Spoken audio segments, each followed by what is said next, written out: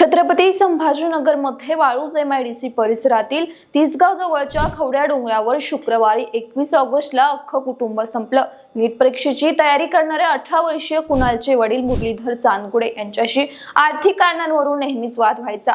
वडील एका transport company driver म्हणून कामाला होते, पण अशाही परिस्थितीत गेल्या काही दिवसांपासून ॲपल कंपनीच्या iPhone 15 Pro Max यासाठी कुणाल हट्टाला पेटलेला होता। याशिवाय जुन्या मोबाईल iPhoneच्या थकलेल्या हप्त्यांवरून देखील वडील आणि मुलांमध्ये मतभेद होते। अखेर शुक्रवारी या सगळ्या वादाचा विस्फोट झाला आणि रागातच कुणालनं घर सोडलं। तो थेट पोहोचला तिसगाव परिसरातील खवड्या डोंगरावर। त्या ठिकाणी आत्महत्या करण्यापासून त्याला अनेकांनी रोखलं। आई वडील, गावकरी, पोलीस कर्मचारी सगळेच्या सगळे त्याला तब्बल 3 तास विनवण्या करू लागले। आई संगीता तर व्याकुळ होऊन हतबल होऊन रडत रडत हात जोडून विनवण्या करत होती। तुझे पप्पा सोबत वाद होत आहेत ना, हे बघ, मी आता मंगळसूत्र काढून ठेवते, तुझ्या वडिलांना सोडून देते, तुझ्या सोबत येते, आपण दोघे राहू, पण मला सोडून जाऊ नकोस, असं म्हणत आईने गळ्यातील मंगळसूत्र काढूनही फेकलं। ती जीवाच्या आकांताने कुणालची समजूत काढू लागली, पण त्यावर कुणाल हताशपणे गुडघ्यात वाकला आणि म्हणाला की आता काहीच सोल्युशन नाही,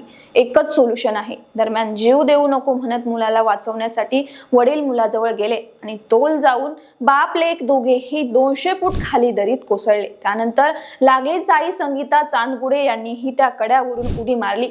अंगाचा थरकाप उडवणाऱ्या या घटनेचे व्हिडिओ सोशल मीडियावर मोठ्या प्रमाणात व्हायरल होत आहेत। छत्रपती संभाजीनगरसह संपूर्ण महाराष्ट्र ते व्हिडिओ पाहून सुन्न झालंय। पण ज्या खवड्या डोंगरावर ही घटना घडली त्या डोंगराचं अत्यंत भयानक वास्तव आज मी तुम्हाला या व्हिडिओमधनं सांगणार आहे।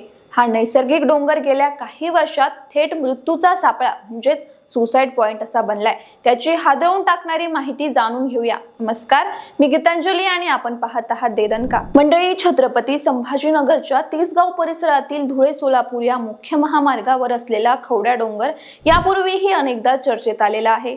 गेल्या 4 वर्षात याच ठिकाणाहून तब्बल 13 व्यक्तींनी उडी घेत आपलं जीवन संपवलं। गेल्याच वर्षी एका भावाने आपल्या सख्या बहिणीला याच कड्यावरून ढकलून देत तिची हत्या केली होती। धक्कादायक गोष्ट म्हणजे कालच्या घटनेनंतर पोलीस सूत्रांनी दिलेल्या माहितीनुसार कुणाल चांदगुडे हा देखील गेल्या वर्षी याच डोंगरावर आत्महत्या करण्यासाठी आला होता, पण MIDC वाळूज आणि चिकलठाणा पोलिसांनी त्यावेळी त्याची समजूत काढत त्याला सुरक्षितपणे खाली उतरवलं होतं। यावेळी मात्र वर्षभरानंतर पुन्हा तो त्याच डोंगरावर गेला आणि कुटुंबातील तिघांचाही मृत्यू झाला। तर 6 वर्षांपूर्वी कुणालच्या मोठ्या भावाचाही अपघाती मृत्यू झाल्याची माहिती आता समोर येते। बाकी या घटनेनंतर असाही प्रश्न उपस्थित केला जातोय की डोंगराच्या पायथ्याशी जाळी वगैरे लावली असती तर कदाचित हे जीव वाचले असते, पण प्रत्यक्षात पोलीस आणि फायर ब्रिगेड यांनी डोंगराच्या पायथ्याशी जाळी लावली होती, जेणेकरून कुणालने उडी मारली तर त्यावेळी तो जाळीमध्ये अडकेल। पण कुणाल खालच्या लोकांची वारंवार दिशाभूल करून स्वतःची जागा बदलत होता। बाकी या घटनेनंतर आता वेगवेगळे खुलासे समोर येत आहेत, पण त्यासोबत खवड्या डोंगराच्या भयानक वास्तवाची देखील चर्चा आता सुरू झालीये। कारण हा डोंगर आता केवळ नैसर्गिक डोंगर राहिलेला नसून वारेमाप अवैध उत्खननामुळे तो थेट सुसाइड पॉइंट बनलाय। या डोंगराची पाहणी केल्यानंतर प्रशासनाचं याकडे किती दुर्लक्ष आहे, त्यामुळे निसर्गाचा किती मोठ्या प्रमाणात त्रास होतोय आणि या ठिकाणी येऊन आत्महत्या करणाऱ्यांची संख्या का वाढते याची धक्कादायक माहिती समोर आली आहे। मंडळी, एकीकडे खवड्या डोंगर पोखरून पर्यावरणाचा विनाश केला जातोय, तर दुसरीकडे तोच पोखरलेला डोंगर आता माणसांचे बळी घेतोय। त्यामुळे चांदगुडे कुटुंबाची घटना ही प्रशासनासाठी आता आणखी मोठी धोक्याची घंटा मानली जाते। या धोकादायक कड्याच्या परिसरात तातडीने मजबूत कुंपण उभं करण्यात यावं, सुरक्षा रक्षकांची नेमणूक करावी अशी मागणी आता जोर धरते। महत्त्वाचं म्हणजे काही वर्षांपूर्वी या डोंगरात उत्खननाची परवानगी होती, पण आता उत्खननाला परवानगी नसल्याचं महसूल विभागातून सांगण्यात येते। पण अशाही परिस्थितीत गेल्या काही वर्षात खवड्या डोंगरावर महसूल प्रशासनाला फाट्यावर मारत मोठ्या प्रमाणावर अवैध उत्खनन सुरू आहे। यंत्रांच्या सहाय्याने डोंगराचे अक्षरशः प्रत्येक लचके तोडल्यामुळे या डोंगराचा एक भाग पूर्णपणे कापला गेलाय। या कटिंगमुळे त्या ठिकाणी 250 फुटांचा एक सरळ आणि सपाट कडा तयार झालाय, जो आता मृत्यूच्या दरीसारखा दिसू लागलाय।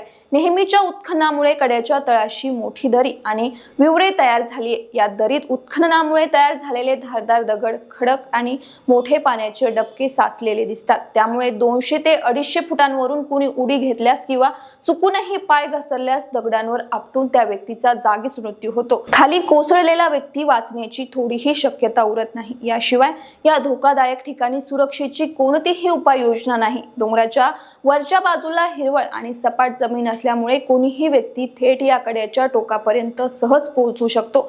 प्रशासनाने या 250 फुटी कड्यावर कुंपणही घातलेले नाही। तसेच कोणताही सुरक्षा रक्षक किंवा धोक्याचा इशारा देणारा साधा फलक सुद्धा लावलेला नाहीये। त्यामुळे नैराश्यात असलेली व्यक्ती या खवड्या डोंगराच्या कड्यावर पोहोचून टोकाचं पाऊल उचलत असल्याचं पाहायला मिळतंय। थोडक्यात अवैध उत्खननाने तयार झालेली ही डोंगराची दरी आता आत्महत्याचं आणि गुन्ह्यांचं केंद्र बनत चालली आहे। त्यामुळे या ठिकाणी वेळीच उपाययोजना करण्याचं आव्हान आता प्रशासनासमोर उभं आहे। त्यांनी योग्य निर्णय घेतला नाही तर खवड्या डोंगराचा हा कडा कायमचं सुसाईड पॉइंट म्हणून ओळखला जाईल। बाकी याच डोंगरावर मूळच्या जालना जिल्ह्यातील असलेल्या चांदगुडे कुटुंबाच्या बाबतीत जी घटना घडली ती नेमकी का घडली, या घटनेमागे इतर काही कारणे आहेत का, या प्रश्नांची देखील चर्चा होते। त्यामुळे थोडक्यात अवैध उत्खननाने तयार झालेली ही डोंगराची दरी आता आत्महत्याचं आणि गुन्ह्यांचं केंद्र बनत चालली आहे। त्यामुळे या ठिकाणी वेळीच उपाययोजना करण्याचं आव्हान आता प्रशासनासमोर उभं आहे।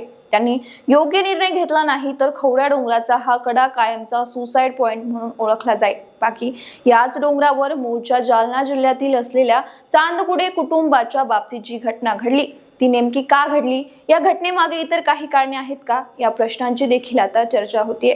त्यामुळे या संदर्भात तुम्हाला काय वाटतं, या व्हिडिओवरच्या तुमच्या प्रतिक्रिया आम्हाला कमेंट बॉक्समध्ये नक्की कळवा आणि अशाच अपडेटसाठी आमच्या चॅनलला फॉलो आणि सबस्क्राईब करायला विसरू नका।